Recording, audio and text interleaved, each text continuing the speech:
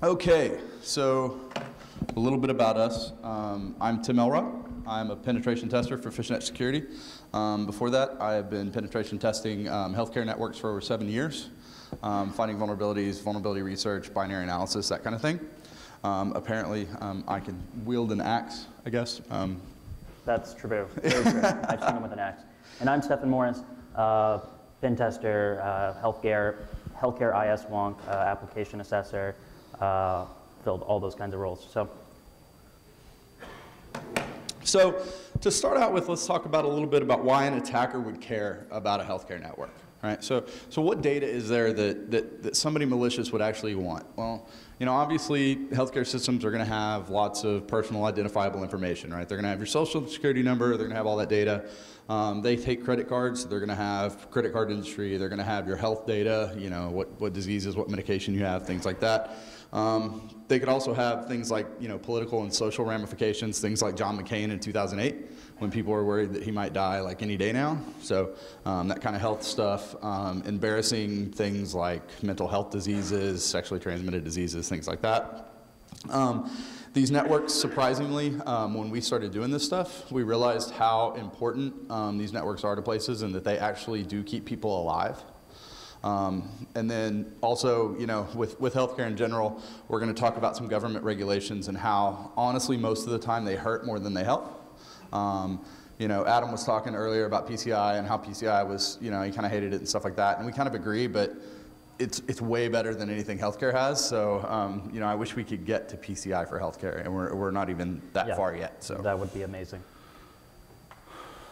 All right, so our talk, we're going to... Sweet. That's okay. Yeah. We're going to talk about some common healthcare protocols and systems that you're going to see, HL7, DICOM, the history of them, how they became standards, and the problems with them. But basically, some themes permeate throughout these things. Most of them are non-standard standards created by committees in garages sometime in the 70s or 80s. And doctors all insist on doing things very differently. So there's no real standardization, and every system is, you know, customized to the nines. And they're pretty special systems, even by like legacy vertical IT system standpoints. Yeah, so like the main vendors in healthcare these days, if you see a huge healthcare vendor, guaranteed that product started in some guy's garage, usually in the 80s, right? And that's where that thing came from. And good things have come from those places. They just grew up. And these haven't yet. So we looked at two protocols, like Stephen was saying. We looked at DICOM, which we'll talk about later, and we looked at HL7. HL7 was kind of the thing that I did. It's just basically kind of think of like a glue technology. So the purpose of it being is it's a protocol to pass data between disparate systems in a hospital system. So when you go check into a hospital and you get admitted, they put you into the admittance system, right? They take all your information, they'll admit you to the hospital. So you don't have to fill that information out over and over and over again. They'll send that through HL7 routers across the network so that you can get that system in like a drug dispensing system, maybe a radiology system, you know, things like bedside EMR systems, billing systems, all that stuff. All that data gets transmitted throughout the hospital through these disparate systems that talk different languages, all through HL7. So HL7 is kind of this glue protocol that holds hospitals together. Right. It's a clear text protocol, like 99.9% of the things in healthcare. They tend to don't believe in encryption. This is a simple text-based protocol. Segments are delineated by carriage returns, by 0Ds. Always just a 3-character segment name followed by data fields that are pipes. After that, those are further defined by carets, so you get subfields in there. And we'll talk a little bit about what a HL7 message looks like. So this is a very, very basic HL7 message. It's an MSH message, so it's going to start with an MSH header. This is just basically a check-in message. So somebody checked into a hospital, this is the type of message we would see. So you get the patient identifier, right, John Doe, things like that. You get the next of kin field where it talks about their next of kin information, the payment information, things like that. This is a very simple one. You'll have, you know, hundreds of thousands of different combinations of these in the HL7 standard. And these are flying across the network at thousands of times a second, right? So you can imagine like how trying to write parsers for these things may be very difficult for a developer, right? Because everybody under the sun wants every type of message field so they can do this stuff. They have to write parsers for this stuff. These parsers have to go extremely fast because they sit at the core of these hospitals, and the data is very important, so they are usually written in things like C. That's getting better. We've seen some stuff in different languages lately, but a lot of them are written in C. A lot of them sit on big, huge systems at the core of these hospitals, and they just run and parse this data. So parsing text in C is never a good idea. So you know, we've found some vulnerabilities around that and things like that with these.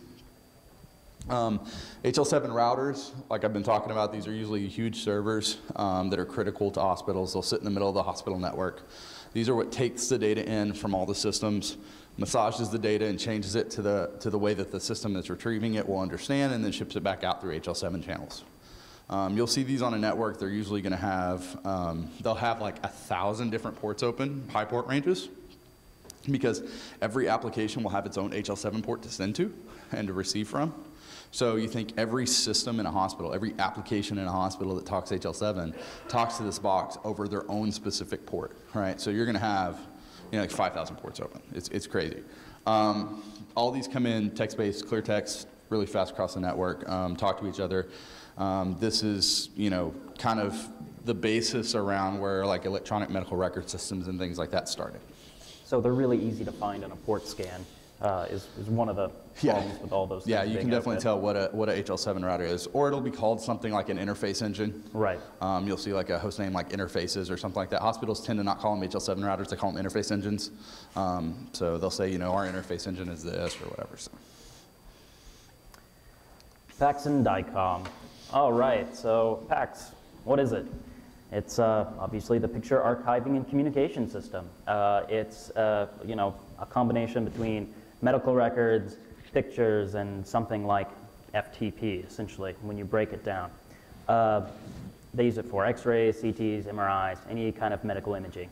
You're going to see, you know, PACS systems running DICOM. So DICOM can be broken down into two different things. There's the network protocol, and then there's the file format, and both of them are kind of crazy. So the network protocol itself can be found running on TCP and UDP, typically clear text on port 104. You'll also see it on 11112. There are auth and encrypted versions, and they have their own setups, and you pretty much never see them. But if you do see something sitting around on 2761 or 2762, that's very likely a unicorn of a DICOM system, so, you know, cherish it. Some of the terminology here, you know, it's pretty easy, but it's a little different. Service class users are just clients, right? And service class providers are just servers. You need to connect, of course, with the IP port and an AE title, which is often the name of the PACS system or some other string. It's just a string. The servers, the SCUs, require, depending on how they're set up, the AE title of the client to be correct in order to connect, and often the IP address as well.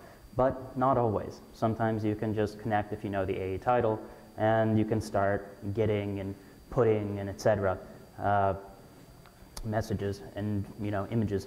And so you can see some of the commands that are there, like cstore, cget, cmove, etc. and so forth. It's very FTP-ish, and it really makes a lot of sense when you start dealing with it and writing your own little applications for it. So easy to understand. And there's a lot of it, not just in hospitals, but all over the internet too. So if you go just scanning for these things, and sure, some of these definitely aren't, but I confirmed a number of them by hand that, yeah, you leave Nmap running 24 hours and you're going to find a whole bunch of open DICOM ports on the internet. They're out there, and you can root them, just like you could internally for a network test. And they're really kind of special. They shouldn't be there. Yeah, so these systems are going to hold things like CT scans, right? Yeah. Full body scans. They're going to hold radiation images. They're going to hold things like CAT scans, things like that. Yeah. Yeah, yes. That's on the internet. The internet. Those are live on the internet. That was a scan 875 from the internet. So yeah, I mean, these things are out there, and you can go look at people's X-rays and people's, you know, CTs and head scans and things like that. Those things are out there. You can replace them, you can upload them, you can change things. Right. And they're not just images. They are a whole medical record stuffed inside what appears to be an image. So you'll see that in a little bit in just how they accomplish it. So when you break the file format down for one of these images, it makes a lot of sense. It's like a typical TLV setup. You know, you have your type made up of the tags, the group number, element number, and the VR, the length, and the value of that thing. All right, so far so good. Pretty easy format for anyone who's dealt with this kind of stuff. But then you start getting into DICOM territory.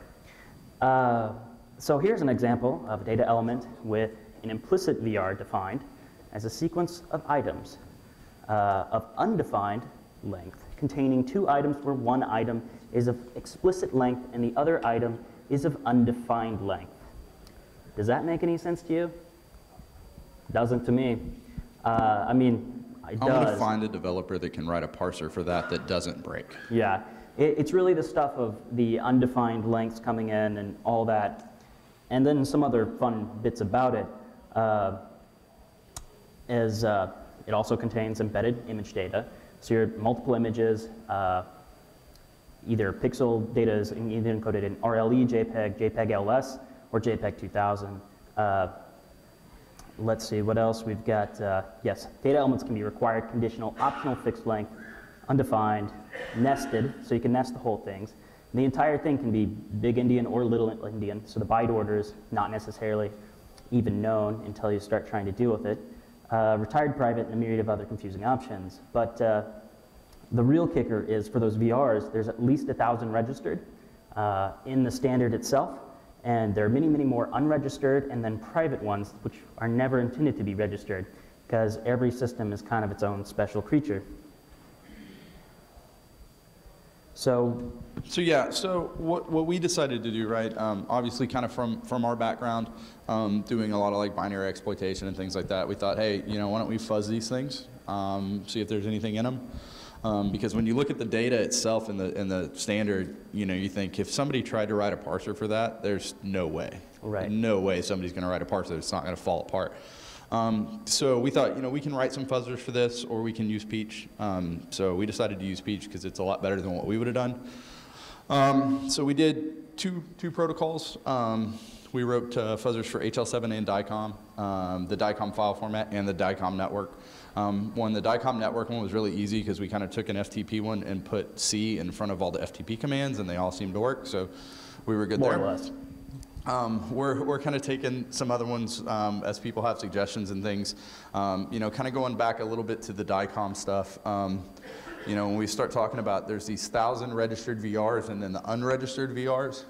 So the unregistered VRs, the reason those are there is doctors want to be their own special snowflake, like more so than even like security researchers, which is, if you know security researchers, right, everybody wants to be kind of their own special thing, and doctors are way worse than even us. So what you'll find is that you'll have all these DICOM systems that have special DICOM viewers.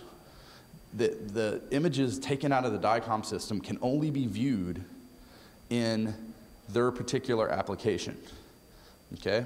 So I'll kind of give you guys a little bit of a preview of kind of what's coming a little bit later, but think about if you have this image format and it can only be viewed in your viewer, and you have to give those images to patients that then have to take those images to other doctors and things. Start kind of like working that through in your head and thinking about how bad that could be. All right, so we'll talk about that here in a little bit. So back to the fuzzers, you know, as we find some stuff, there's some other medical protocols that we kind of want to look at in the future. There's a billing protocol that's specifically for healthcare that I kind of want to take a look at because I think it's kind of cool, but I haven't really had time yet, and a couple of other things. But we'll talk a little bit about your medical records. You're going to take this one? Sure. So let's talk about electronic health records or medical record systems. So you'll see EHR and EMR used relatively interchangeably, not quite the same depending on who you're talking to, but pretty much. They're both central repositories for inputting, viewing, and storing your health information, your health records from a variety of systems. They include, billing, PACS systems, practice management systems, prescription drug systems, vital monitoring systems, so all the things you're actually hooked up to in a hospital, business partner systems, which is interesting, and so on and so forth. The number of records in these systems is astounding. They are extremely juicy targets because you can just get so much if you pop one. And so that leads us to kind of the next step, right? So in the Stimulus Act, right, that just came out a while back, there was part of it for healthcare called the High-Tech Act. What the High-Tech Act did was it would offer stimulus money to hospital systems if they could show what's called meaningful use. Meaningful use basically breaks down to you're HIPAA compliant, for whatever that means, you have an EMR system, and you participate in an HIE, or a health information exchange. All right, so not only did they give stimulus money for that, but starting in October of 2015, there are penalties if you don't do that. Namely, they take away your Medicare reimbursement. Right? So for a hospital, not getting Medicare reimbursement will shut you down in about 2 days. Yeah. So there are real penalties for these people to not do that. So they're being forced by government regulation to adopt this technology. They don't have a choice. Health information exchanges are companies, they're usually regional, sometimes nationwide, that will take data feeds in from hospitals, usually through HL7, parse those, and then send those back out to other hospitals in the region. The theory behind this is it stops fraud, right? I can't go to EMR1 or ER1, get a prescription for OxyContin, and then go to ER2 and say my back hurts and get another prescription for OxyContin, right? And then go sell it on the street or whatever. That's what they're designed to do.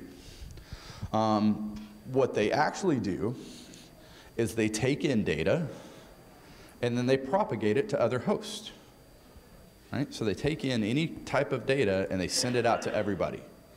So they can send it out to everybody in a region, maybe everybody nationally. Sounds like a really good virus propagation to me. So I'll tell just a couple of stories about some of these HIEs. After we gave this talk at DEF CON, there was a large HIE that came up to us and approached us and wanted us to come do a test for them because we talked about HL7 and they'd been looking for somebody that could understand HL7 and test it, and apparently they hadn't been able to find anybody. We talked about it, they got really excited, came to us, and so they wanted us to come do a test. Great. They saw our talk, they saw us talk about fuzzers and how we were fuzzing HL7 for memory corruption bugs and all that stuff. I go out to their place, I look at their code, it's all written in Java. So I spent a week out there, and sometimes, we found bugs in these HL7 systems that were like buffer overflows and stuff, but sometimes it's not really that hard. With this particular system, it was written in Java. They had a type of client authentication certificate that they were using, a client certificate in a web service to authenticate. And I thought, hey, let's see what we could do if we pulled that certificate out of the application and just put it in the browser and went to the web service.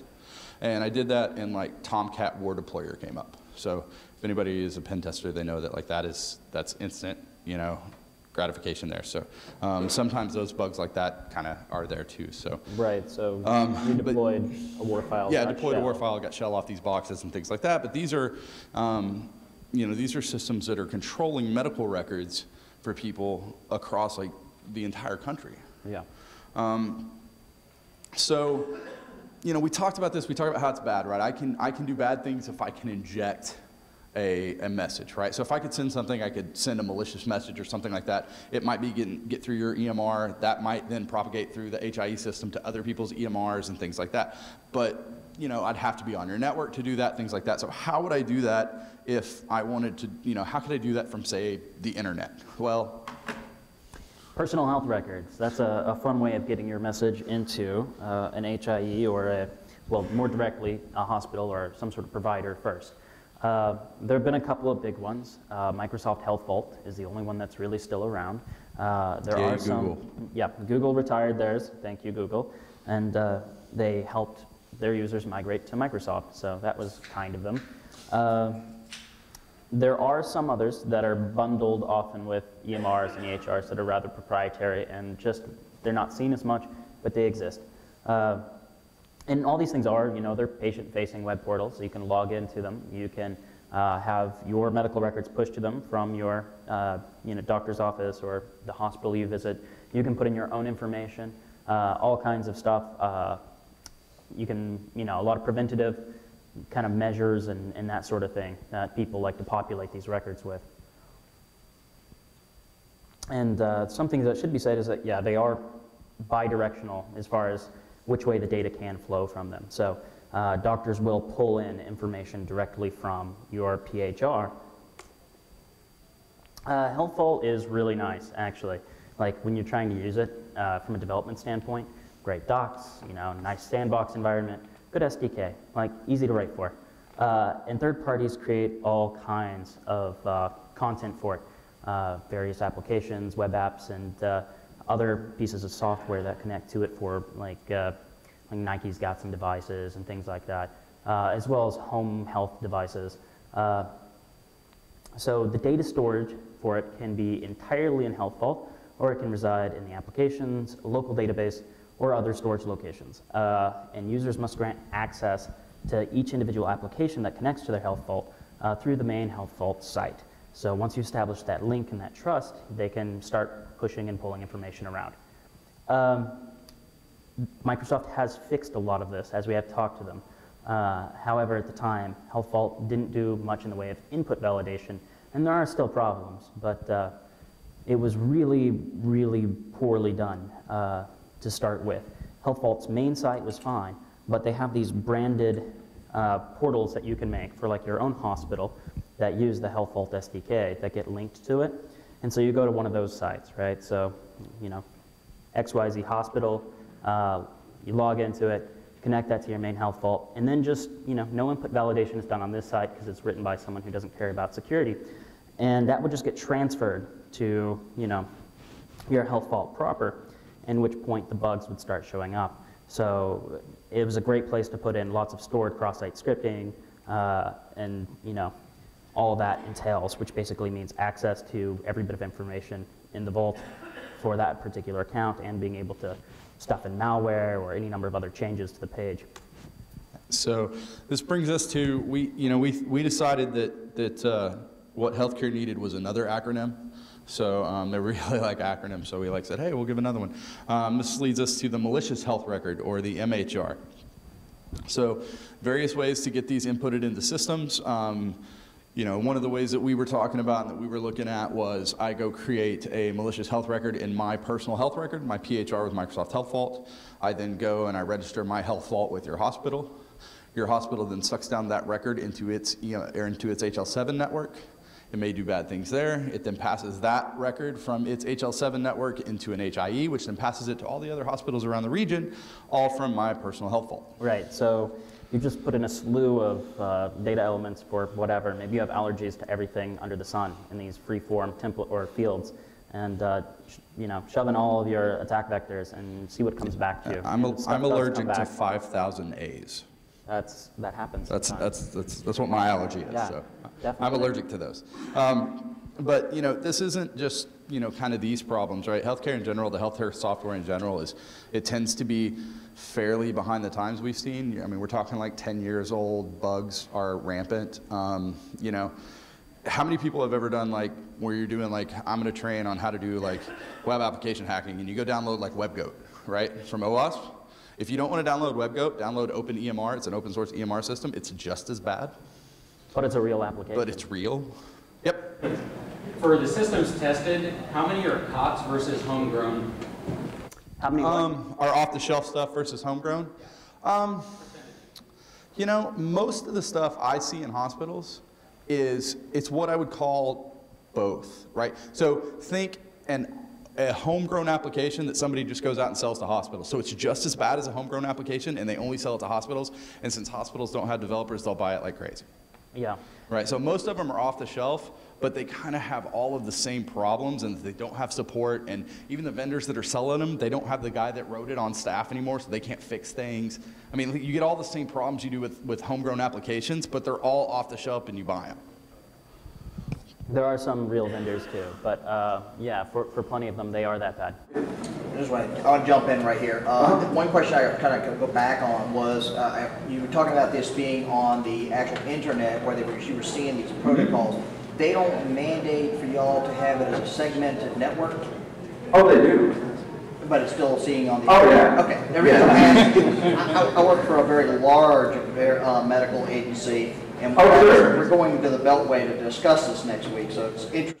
Oh yeah, I mean, hospitals are mandated not to do that stuff, right? You can't send unencrypted stuff across the internet. You can't send patient health records across the internet. Yeah, no, I mean, that happens every day. I just thought it was interesting because I know that the direct protocol, which Sure. I mean, you know, like you'll have things like you have clearinghouses, right? This idea of a clearinghouse in medical systems where you send your billing stuff for like Medicare up to them, and then they send it and they process all like the stuff with the healthcare or with the health insurance stuff and all that stuff. Your clearinghouse will do that for you, right? Like so. You know, you're not supposed to send that data unencrypted. It's people's health data, all this kind of stuff. I've seen clearinghouses on networks that their process is a script that goes out and FTPs it from an FTP server sitting on the internet. Yeah, I've seen that. Right, like I mean, it's a script that goes every day, and they drop all these files on an FTP server on the internet, and that stuff just flies across the internet clear text. That's common. we're running those same problems. Yeah. So other than OpenEMR, which there are vulnerabilities published in, Sure. there's next to none in any of this other software. What's the primary reason for that? We'll talk. The main problem that I see is the fact that healthcare in general has zero method for discussing vulnerabilities or reporting these, right? Yes. And there are some other ones, but namely the responsible disclosure isn't there in healthcare. That's my opinion. I think that, you know, I personally, some of the bugs that we found would have trouble like just dropping those on the net because they can cause, you know, things like high-dose radiation machines to overdose patients and things like that. I don't really necessarily want to be, you know, that to be on my conscience and things, but those vendors, I can't talk to them. They have no method for me to talk to those guys. And, you know, being that it's kind of a small niche thing, I don't have the luxury of things like, you know, the iDefenses or those guys. Those guys don't really care about healthcare bugs because they don't have a customer market for them. So I don't have somebody that I can just pass that off to and deal with the vendors and all that kind of stuff too. So it ends up just kind of sitting there. Yeah. So how about a series of, while we hate them, vague advisories, they're better than nothing, start to shame the healthcare vendors by saying, look, there's remote code execution, there's chance of patient harm, death, whatever. Start releasing these advisories and see if you can motivate them to address the problem. I think that's a great idea. We actually talked about doing, back when everybody was kind of doing it, doing a month of healthcare bugs. And we actually talked to some people over at the EFF, and they told us not to do that. Yeah. I don't know necessarily I mean, I'm not a lawyer by any means, but they said that it might not be good for us to do. Yes? I'll release them. Yeah, I'll give them all to you. It's all you, buddy. You want to take the heat? I will funnel them through Jericho. Okay, so. Yeah, I was just, you know, this is just a follow-up to some of the other stuff about the malicious health records. Yeah, I got mad alert boxes, and it really was that easy. Like, it wasn't filtering for anything when it came to XSS. So sure, browsers had some protection, but you could bypass that easy enough, given the free ability to kind of put in whatever you wanted.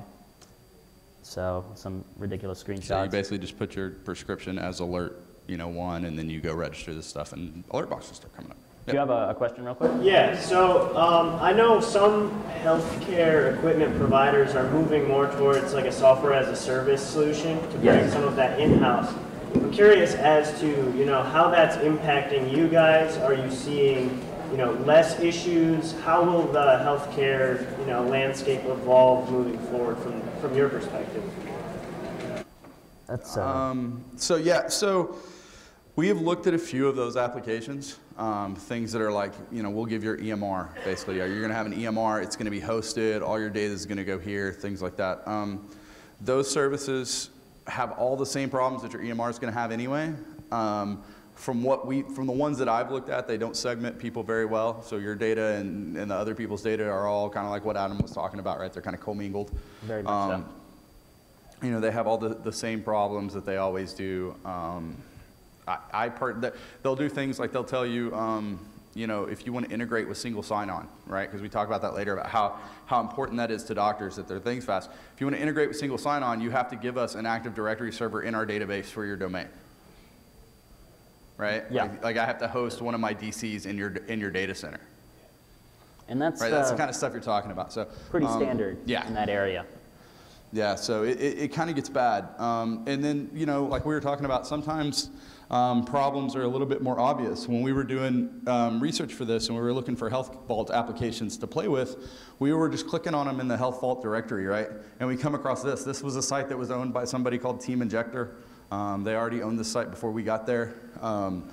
They did it through what we look like was probably a Drupal bug. You know, this was a PHR, like I said, that was in the Health Vault directory. They were compromised. What tends to happen if this happens, right? You know, did they do breach notification, for instance, right? So this would have been trivial for an attacker to get basically any record ID that came to that site after they compromised it. More than likely, based on the way the app was architected, they could have got any record that had ever been in that app. Probably just got restored without any consequences. We don't see a lot of breach notification in hospitals.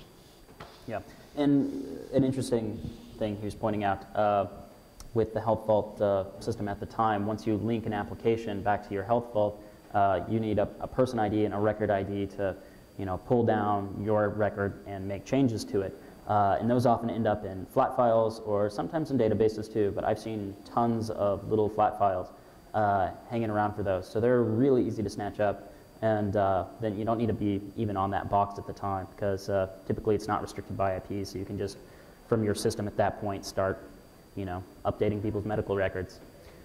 Yeah, they're basically just a GUID, and it corresponds to a person's medical record. So you can then take those through, you know, either cross-site scripting or however else you got into the system, and then you can have access to anybody's medical record that had ever attached to that system. So, not great architecture. So hardware, we'll talk a little bit about medical hardware. You guys were talking about that. This is kind of fun for us. We have a good time with this stuff. The thing with healthcare is healthcare has a very large population of embedded devices, more so than most verticals, right? So most verticals will have some of these problems if they have medical devices or embedded devices. Things like POS systems will sometimes have some of these issues as well. But for healthcare, there's a very high population of these systems, right? So you have vital monitoring systems. You have IV infusion pumps that sit on IV poles and inject morphine every so often into your IV, that also connect wirelessly to a wireless network that's probably WEP. Very often. Yeah, I mean, because that's all it can do. You have drug dispensing cabinets that sit on every floor of a hospital. Omnicell and Pyxis are the two big ones. We looked at Omnicell, we'll talk about it here in a minute, but these systems will sit on every floor. These are what the nurse goes up to when she gets your prescription. She puts her fingerprint on it, reads her thumbprint, she gets a prescription for your room, brings you your drugs, right? So a big cabinet full of pharmaceuticals. And then things like radiology modalities, things of that nature too. So, modality, essentially, the medical world, by the way, just, you know, typically some kind of system for, yeah, radiation of some sort. So, should just be called a workstation, but they like to call them modalities. Omnicell was fun. It was, as Tim pointed out, a prescription drug cabinet that we looked at. There were numerous problems with it. Our favorite one, and the one we featured, it was actually kind of already reported because it's some off-the-shelf software, and we discovered it separately. If you can see in that picture, you just, you know, forcefully browse to a portion of a website on the box for the sake of adminning it, and you start editing config files for the application itself. And you can put basically, you know, an update exe there. And that can be on an SMB share. So you just fire up a share with your shell on it and put that path in the file, save it down, and hit restart after forcibly browsing to it. So you can go from 0 to shell on one of these things really quick.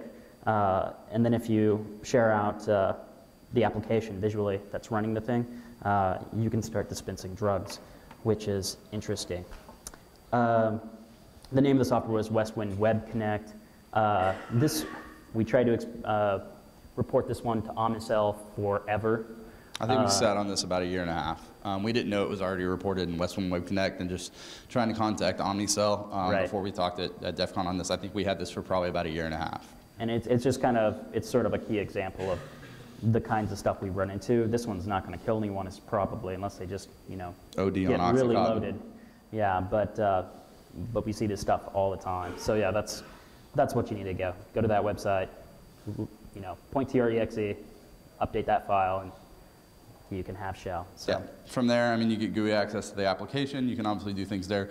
It's also that application running in memory is just a basic bitmap in memory that when you can just basically set what drawer and what cabinet, like what row and what drawer you want to pop open, call a function. You know, you can inject code with Python or something into that process, call that function, it spits out drugs. So pretty amusing, we thought, and a good bug to share to kind of, you know, talk about some of this. Okay. Yeah. So inevitably when we talk about this stuff, and Michael Eddington kind of coined this phrase when we were at DEF CON a couple years ago about death packets. And he says, you're going to make death packets with Peach. I love it. He's like, you make the death packets. The thing about these things called death packets, right? So somebody asks, can you really kill somebody with a packet? The answer, as far as we saw, was yeah, probably. Absolutely. The thing is, you already know about these things, right? These systems are, the thing about healthcare systems, right, and we kind of talked about it earlier about how government regulations will tend to hinder. One of those is FDA certification. So if I make a healthcare product, healthcare piece of hardware, okay, I have to take this and get this certified by the Food and Drug Administration. Very expensive process to go through. When they certify it, they say, okay, you're certified, you cannot change this system, right? So now, the FDA, if you go and you look on their site and you dig on it, you'll see there where you can do things like install security patches. You can't change, like you can't upgrade with service packs or change the OS, but you can install security packages. Vendors, on the other hand, will tell you you cannot patch these things, right? You cannot change them at all. So I may have a proton accelerator, and this was actually a conversation I had with the company, a proton accelerator that injects high-dose radiation into cancer patients, okay? And they told me I couldn't scan this box for vulnerabilities. I couldn't run our vuln scanners on it. I couldn't patch it, because if that system goes down, it could, quote unquote, Chernobyl someone. Yeah. Swear to God. There was ongoing litigation at the time. I looked at the system. This system that does this was Windows XP Service Pack 0 with no patches, sitting live on the network. I'm like, okay, I won't shut it down, but the 14-year-old kid from China that's already on it might. And that's the thing that they have. That's the problem they have, right? You get all these systems that come in from medical vendors, and they tell you you can't patch any of these. Right? You can't patch any of these systems, and they're all ancient versions of Windows that are embedded in these devices that sit there and run. I've seen, you know, kiosk systems that have come in where you walk into a hospital and you find a doctor, right? And there are these big kiosks that are in hospitals, and you plug them in, and they've already got malware on them. I mean, as soon as you plug them in, it's connecting out to a botnet in China. Certified pre-owned, so stole that. Thanks. So these systems are very fragile. Okay, so if you're doing scans and stuff like this, you could do resource exhaustion very easy. And if these systems go down, they don't fail open. They could come up in a state that's halfway monitored or unmonitored, and could be detrimental to patient health. You know, HVAC systems that are usually on hospital networks. You'll go in, look at a hospital, you'll scan it, and you'll find a system running PHP, and you connect to it, and it doesn't have any auth, and it controls the heating and air in the entire hospital. Yeah, and that is absolutely deadly to people who are sick or elderly. When the temperature starts changing in a hospital, I've seen it before, they just start evacuating. They take all the high-risk patients, and they get them to a different hospital, like quick, because they don't know how long it's going to take to put back together, and yeah. Yeah, so, you know, there are all these things that are obviously, you know, simple and things like that. There's also, you know, the fancy targeted attacks. You know, we've heard of issues where, like, you know, infusion pumps, you can make them, you know, maybe come up and down or something like that. It'll eject air bubbles into an IV line from a network, things like that. So there are those things as well. Like we said, part of the disclosing things, you know, I have loved ones in a hospital. You guys may end up in a hospital sometime. I don't necessarily... When we find the bugs, I don't necessarily want to, you know, say, hey, internet, here's how you kill someone over the internet. The fact is, though, probably people already know about them, I would imagine, right? I mean, if I can find this stuff, I'm you know, not anything real special. If I can find this stuff, somebody else can't do. So that's bad, but now what? Yeah, who wants to go to the doctor? Anybody want to go to the doctor now? Anyone? All right. Nothing? Kills me. All right. So just a little bit about miscellaneous pen test notes again. Yeah. We kind of went over, you know, embedded devices that these things are. They tend to just lock up, crash, have problems. Even with routine things from a vulnerability assessment standpoint, like port scans, sometimes you'll just kill one of these systems. And they can directly affect patient care. So if you're testing hospitals, be exceedingly careful. Ask them for the ranges of all the stuff that they have. These networks used to be air-gapped, and they're not anymore. Yeah. They're having to get this data to share with other people through HIEs and things like that. So those air-gapped biomed networks are no longer air-gapped in hospitals. Yep, definitely. Other fun things, doctors are very, very serious about the time it takes to log into anything. They'll sit there with stopwatches and basically record how long it takes to get from login to app, because every second counts to them. To get to see more patients, right? We had a doctor that literally would sit there with a stopwatch and tell me it was 2 seconds slower today than it was yesterday, and that's wasting his time, and we needed to fix this. And I said, well, how much time did you waste timing it and then talking to me about it? And I don't think he thought that was that funny, but yeah, they're kind of like that, right? I mean, these are the types of things that you have going on in these hospitals. So and doctors run hospitals. There are these very highly specialized, poorly implemented SSO solutions that you'll see pop up in hospitals too, to try to skirt this, but they often just make it exceedingly easy to log into the network, and they're really poorly made most of the time. Also, yeah, there are common remote access technologies that most of these organizations use, so think Citrix and anything else of that nature, because they've got all these Win32 apps that people really need to have access to that only run on certain old systems and Windows certain configurations. NT. Yeah, like Windows NT or unpatched XP boxes with one incredibly old, outdated version of Java on it, et cetera, and so forth. And they're a pain to keep up, so you can always find that kind of stuff. And yeah, we were talking about FDA approval, so you basically get to see all the old favorite bugs and remote exploits come back from the past whenever you do one of these tests. Pen testing circa 2005. Yeah, it's cake. So also wireless is going to be everywhere for wireless handheld stuff. It's usually going to be the least common denominator for wireless security. Most of these old handhelds and things like this that people get are ancient Linux kernels on them that can't handle certain things. So at best you may see leap. More than likely you're going to see WEP or wide open. There's definitely not going to be any cert validation, free radius WP all day long. Yeah. These are public places, right? Hospitals are public places. You can walk around with antennas hanging off your back, and nobody really looks at you too funny. We walked around a hospital with a marine battery powering a laptop with antennas, and everybody was like, hey, look at the weird guy, and they just kept walking. So you can find unlocked computers everywhere, unlocked ports. You can go book public meeting rooms for an event and just come and hack the hospital that day. So I kind of alluded to this earlier with the DICOM, right? So everybody has these DICOM viewers, and doctors have to view these when patients come in. So what happens is, I go get a CT, they give me a CD. The CD has my images, and it has an EXE on it. This is the DICOM viewer. That EXE has to be installed on the computer with admin privileges to work. This is common for doctors to get CDs from patients, put them into the computer, run that application, view that image. Right? I take that CD home, backdoor it with some interpreter stuff, take it to you, you put it in, congratulations, you got a shell on a network. It's that easy. Like, that's the kind of stuff. I mean, social engineering and things like that, it's a playground in healthcare. And so just to sum things up, healthcare is exceedingly difficult to secure, mostly due to its public nature and just being about 10 years, if not more, behind the time when it comes to all the stuff they provide. It's not obviously just healthcare that has these systems, particularly with the embedded stuff. Any industry that has to rely on a lot of that kind of hardware is going to have the same problems. Healthcare just has a high population of these critical embedded systems that directly impact people's lives in a way that is just personal on a different level.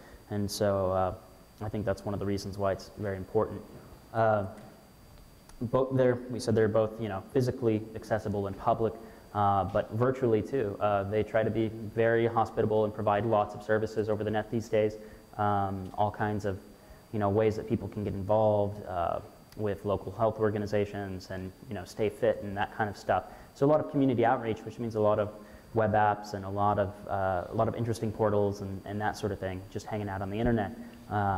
And with everything else going wrong, you can get an idea that they don't typically do the best segmentation internally as well. So more often than not, you're seeing public servers that are in the middle of the rest of the server blocks. So that's a real problem. And yeah, the whole thing about regulation, the adoption of EMRs and HIEs that was forced before maturity is kind of a huge issue, and it's pushing people in a really dangerous direction without having a chance for the vendors to catch up and figure out this whole security stuff, as well as the FDA certification of devices that we talked about earlier. And so kind of, we talked about, it's like, how can we fix these problems, right? I mean, we wanted to at least try to put something out there, right? I mean, a lot of these are really hard problems to kind of fix, namely because, honestly, doctors are doctors, and doctors run hospitals. Administrations don't run hospitals, right? The hospital administrators don't run that hospital. The doctors that work there run that hospital. I can have a security solution, and I can say, hey, this is going to fix 90% of our stuff, and I'm going to put it in, and all this kind of stuff is good. And then a doctor says no, and the administration comes back to me and says, but he's a transplant doc, and he brings millions here, and sorry. Right, so that happens, right? Healthcare, I think 10 years ago, right? I mean, like 10 years ago, what were our security problems, right? 10 years ago, people were struggling still with, okay, we got to have password expiration and password complexity and things like that, right? That's what hospitals do today. All right, you go to a hospital, they're not going to have password complexity, they're not going to have password expiration.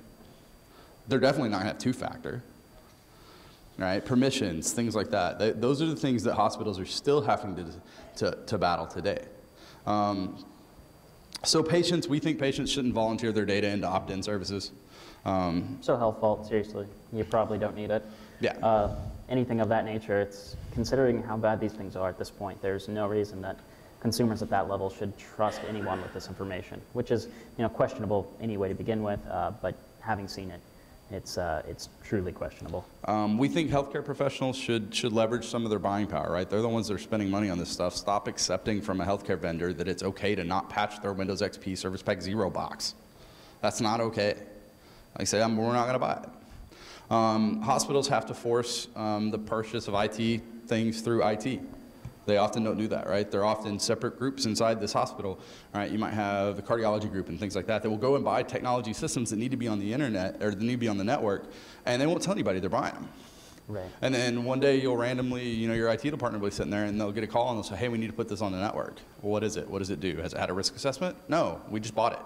It's from our vendor. We need it for, fixing hearts, right? And so doctors in general, a lot of the times too, we've seen, or at least that I noticed, they have, obviously, we all agree doctors have a very important job. Those guys save lives. It's awesome. They tend to use that to force you into doing things that it isn't as important as they make it out to be, right? You have to put this on the network or somebody's going to die today. No, they're not. That's not going to happen. There are actually regulations that hospitals have to abide by that say, basically, if their technology goes down, they have to still be able to provide patient care and take care of patients. That's the whole purpose behind those regulations. And so, nobody's going to die if a system, or nobody's supposed to die if a system goes down. Is that true? There's things to be said either way of that. Air gap networks, go back to those segment. If you can't make something compliant, segment it off your network to only what can get to it. That's about the best you can do. Again, people should do best practices, right? So, for instance, a lot of technology in healthcare, a lot of it tends to kind of really boil down to file transfer, right? They're transferring flat files between one system or another. Stop getting like proprietary stuff that's not securable when you can just do SSH, things like that. And then healthcare manufacturers make it easy to report bugs. We're just going to send them to Jericho and Jericho will do it. So. Right. Give me a /security or something, because it's certainly impossible to get hold of anyone at those places, and when you do, it's usually hostile. Another thought on that. By any definition, does anyone categorize medical under SCADA? No. If you push for that and you get medical classified as it, then our government under ICS cert could then take all of your vulnerability reports and handle them for you. I agree. Yeah, and right now, healthcare is nowhere under SCADA. That's a great idea, actually. I like yeah, that. that's another thing, right? Like, so I worked in healthcare for 7 years. I never saw a single thing that mentioned SCADA anywhere on a healthcare network ever. Yeah. For fun, you should send one advisory to them under some kind of medical device to see how they handle it. Yeah. That'd be a good idea. Yeah. Yeah, that'd be awesome. I think that's, like I said, I think that's a great idea. I think there needs to be something that has to happen, right? Because the fact is, it's not getting any better. They're trying. I mean, those guys at those healthcare places, they try. Like, they're really, really trying to do this stuff right, and they're just, you know, they're running up across stuff that nobody could do. You know, I mean, this stuff is impossible. Not to mention when people don't want it or they fight you back every second of the day. So let's talk about some questions, especially considering I really want to get the STFU sign held up, and I only got 5 minutes. So please ask me questions because I want to pick that.